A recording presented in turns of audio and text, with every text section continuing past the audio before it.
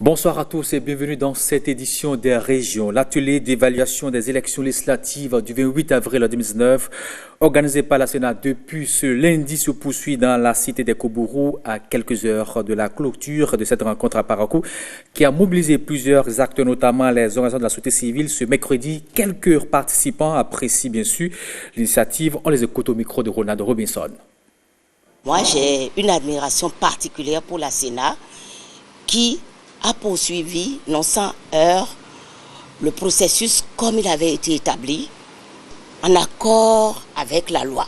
Vu le niveau élevé des débats et la qualité de ceux-ci, j'aimerais bien que les structures autorisées puissent tenir compte de la plupart des résolutions de ce séminaire d'évaluation.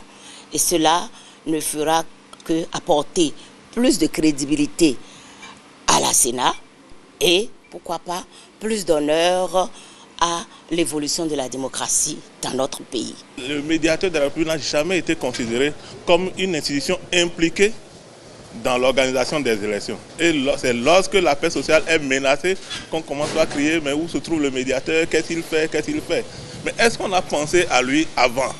Est-ce qu'après les élections, quand il y a des problèmes, on a tiré leçon pour dire désormais il faudrait également inclure le médiateur pour la prévention de la crise. Il ne faut pas toujours attendre la crise. Qu'on donne les coudées franches à la Sénat de bien faire son travail et de mieux traiter les agents qu'elle met dans le pays. Que les hommes de loi là expliquent à la population qu'est-ce qu'ils sont en droit de faire et qui est permis par la loi et qu'est-ce qu'ils ne doivent pas faire. La communication donnée par l'homme de la Cour constitutionnelle nous a tous enrichis. Et si c'était sûr de tout le monde, on aurait évité beaucoup de désagréments que nous avons suivis. Alors que tous les partenaires de la Sénat, que l'autorité au plus haut niveau pense à anticiper. Au niveau de la police, que le service de renseignement fonctionne mieux et que l'effectif soit revu. Au niveau du gouvernement, moi je dirais que les choses soient bien revues et que le budget de la Sénat fasse partie des dépenses de souveraineté et que ce budget soit voté dans l'année N-1 pour qu'en cours de chemin, il n'y ait plus de retard et que les choses soient précipitées, mal organisées, en direction des partis politiques. Que désormais les gens qu'ils envoient le jour du scrutin dans les bureaux de vote soient mieux formés et conscientisés pour que le soir même déjà, en cas de problème, que ces problèmes-là soient signalés sur les PV et que leur base soit au courant pour que les choses ne soient pas rejetées et que, parce que ça nous donne l'impression que la Cour fait ce qu'elle veut. Et comme sa décision est sans recours, c'est tout comme si les gens sont torturés alors que ce n'est pas ça. Il est question de prendre au sérieux cette question d'appropriation des tests, aussi bien par les politiciens, par les leaders des organisations de la société civile que par les populations et de se lancer dans une question d'éducation civique des populations pour pouvoir les réconcilier entre elles d'abord et favoriser des élections apaisées pour les communales et les présidentielles. Nous allons inviter les députés à revoir également les tests aux endroits où il y a un peu de difficultés de compréhension, où il y a multiples interprétations. On ne quitte pas Parakou, sortie médiatique du comité de mobilisation pour la paix et une déclaration est faite sur l'esplanade de la Cour royale Koubourou. Objectif, saluer la démarche du chef de l'État qui a tendu la main aux acteurs politiques de l'opposition et l'encourager à continuer ses actions de développement pour un climat de paix et de dialogue. Voici le compte rendu signé Colombe Amadji. Le climat socio-politique qui prévaut au Bénin préoccupe les membres du comité de mobilisation pour la paix.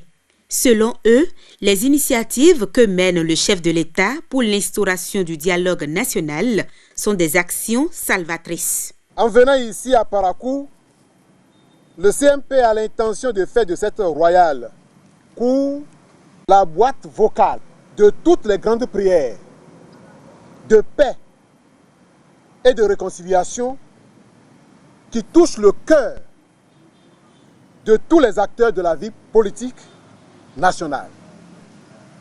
Surtout et surtout celui de notre très cher président de la République, M. Patrice Talon, qui ne cesse de poser ces derniers temps des actes très importants et encourageants en faveur de la paix et du dialogue inclusif. Ensemble, prions pour tous les acteurs de la vie politique de notre pays. Prions pour le retour de nos frères et sœurs exilés. Cette démarche de la recherche de quiétude est appréciée par les têtes couronnées et chefs traditionnels de Parakou. Nous n'ignorons pas en effet le prix de votre visite, car la traversée est difficile et le trajet est long. Apprécions à sa vive valeur l'encouragement que vous donnez ainsi à nos efforts quotidiens de retrouver l'unité nationale, surtout de ce pays. Notre chef d'État est en train de réaliser sa main tendue en appelant les partis d'opposition à se conformer au texte de la République, ce qui leur permettra de prendre part aux prochaines élections en vue. Comme il a tendu la main à ceux qui sont à l'intérieur, on lui demande pardon. C'est ce que nous voulons demander au président Patrice Talon. Le comité invite chaque citoyen à jouer sa partition pour que le Bénin garde son statut de pays démocratique et de paix. L'enrôlement des citoyens ne disposant pas de souche pour leur acte de naissance a pris fin ce mercredi 17 juillet au bout de 2 semaines. Une forte affluence s'observe toujours sur plusieurs sites d'enrôlement. À Parakou, la population plaide pour une prolongation de l'opération. Voici le point fait par Apiofrid Ressou et Constantin Quintin. Dernier jour de l'opération. Encore des centaines de requérants sur les listes d'attente.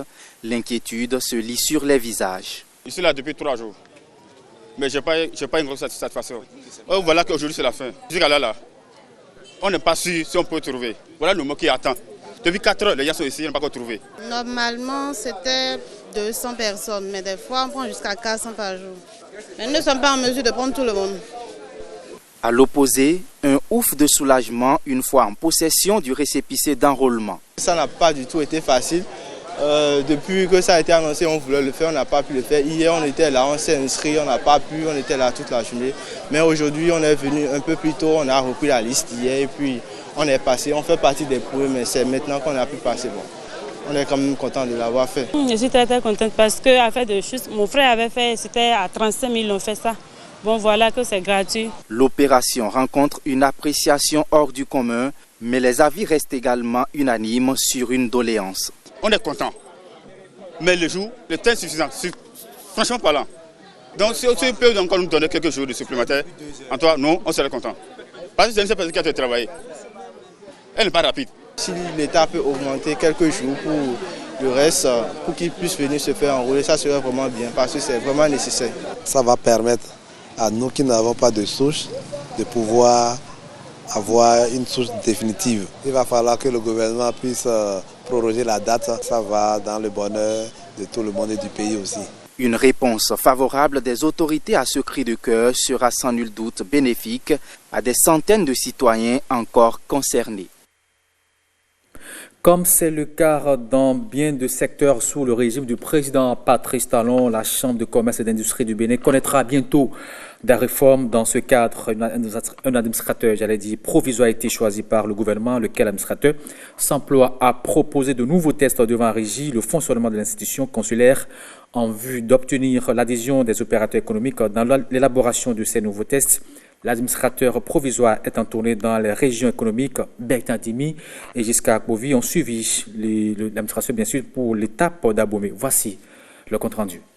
Avoir des tests plus ou moins consensuels qui ne génèrent pas de conflits. Cette mission que lui a confiée le gouvernement, l'administrateur provisoire de l'institution consulaire ne s'en est jamais écarté. Ce qui lui a permis, après 6 mois d'intenses activités, de proposer de nouveaux textes. Sont concernés en premier chef les critères de base devant régir les élections tant dans les régions économiques qu'au niveau de la chambre consulaire. Quand on parle de chambre, c'est qu'on veut une certaine qualité dans la représentativité. Représentativité, c'est qu'il faut mettre la barre un peu haute pour qu'on ait ceux qui ont déjà une certaine surface financière, qui savent de quoi on parle, qui peuvent aller à l'étranger valablement, négocier des choses qui vont profiter à tout le monde. C'est ceux-là qu'il faut qu'ils soient majorité à l'Assemblée consulaire. Il faut avoir exercé au moins pendant 2 ans. Dans la région, pour être éligible, il faut d'abord être électeur avant d'être éligible. Donc, il faut remplir les conditions d'électeur et en plus de ça, il faut avoir exercé pendant 1 an de plus, donc 3 ans au moins pour les candidats. Autre précision importante, les nouveaux textes proposent la réduction du nombre d'élus consulaires qui passe de 99 à 69, dont 46 au plan national et 23 dans la région. Le nombre des membres du bureau de l'institution consulaire est également revu à la baisse. Les postes sont passés de 7 à 5. Désormais, on a un président et on a 4 vice-présidents. Les 3 sur commerce, industrie, services. Et pour qu'on ne dise pas que c'est un bureau, c'est une assemblée des grands, un représentant, un élu au niveau des régions sera aussi vice-président. Nous avons estimé que ce n'est pas nécessaire d'avoir tout un bureau au niveau des régions. Nous avons juste besoin d'un coordonnateur au niveau de la région, comme un élu, et il travaillera avec le bureau consulaire qui a la politique d'ensemble de la Chambre. Et pour l'organisation, à proprement parler des élections, ça va être la Sénat. Au niveau du secrétariat général, nous sommes en réforme pour mieux organiser le secrétariat général de la Chambre, faire en sorte que les élus s'occupent beaucoup plus de ce pourquoi on les a élus, plutôt qu'ils s'intéressent à faire de la gestion financière. Donc globalement, voilà ce que nous avons fait. Des réformes statutaires en somme qui modifient de fond en comble l'architecture de la Chambre de commerce et d'industrie du Bénin. Avant de soumettre les nouveaux textes au Conseil des ministres pour adoption, l'administrateur provisoire a bien voulu les porter à la connaissance des opérateurs économiques. Leurs avis, suggestions et apports divers sont donc attendus et c'est là tout le sens de cette tournée qui prendra en compte toutes les régions économiques du Bénin. Les responsables départementaux de l'éducation de la Donga ont été consultés ce mardi à Djougou. C'est dans le cadre de l'élaboration de la stratégie de renforcement des alternatives éducatives au Bénin. L'initiative vise à recueillir auprès des acteurs du terrain les éléments diagnostiques nécessaires à la mise sur pied du programme. Modeste Donkpegan, Calvador, à Huanou. Près d'1 million d'enfants béninois sont hors du système éducatif national selon la dernière note d'analyse de ce secteur. La stratégie de renforcement des alternatives éducatives au Bénin, initiée par le gouvernement et appuyée par la coopération suisse, vise à offrir une seconde chance à ces dizaines de milliers d'enfants non scolarisés. Le gouvernement du Bénin a décidé, dans un souci de justice sociale et d'équité, de réparer ce tort fait à cette couche marginalisés. À cet effet, il s'est engagé à développer à l'échelle nationale une stratégie de renforcement des alternatives éducatives. Appuyé dans cet élan et cette légitime volonté par la coopération suisse à travers l'ONG Helvetas, le gouvernement a mis sur pied un comité technique placé sous la coordination du secrétariat technique permanent du plan décennal de développement du secteur de l'éducation, qui est chargé de conduire le processus de dotation de notre système éducatif d'une telle stratégie de renforcement des alternatives éducatives avec l'appui technique d'un expert recruté à cet effet.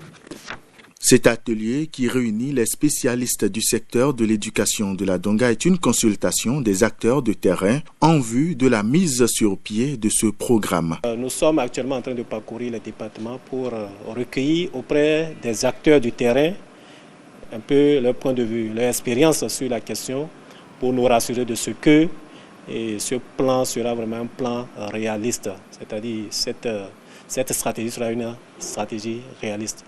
Voilà pourquoi nous avons invité ce matin à l'ENI de Djougou et les acteurs départementaux de l'éducation, les directeurs départementaux, le préfet et surtout les responsables des ONG qui ont eu à expérimenter ces offres éducatives, mais de différentes manières.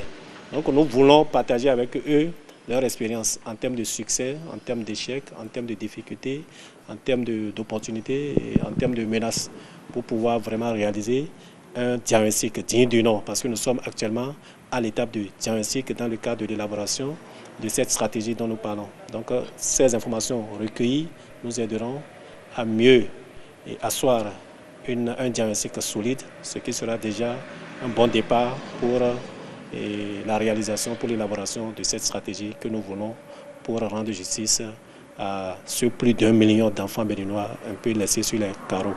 Cette stratégie doit offrir aux bénéficiaires un enseignement primaire accéléré, leur ouvrant les portes soit de l'enseignement secondaire, soit de celle de l'enseignement technique, professionnel ou artisanal.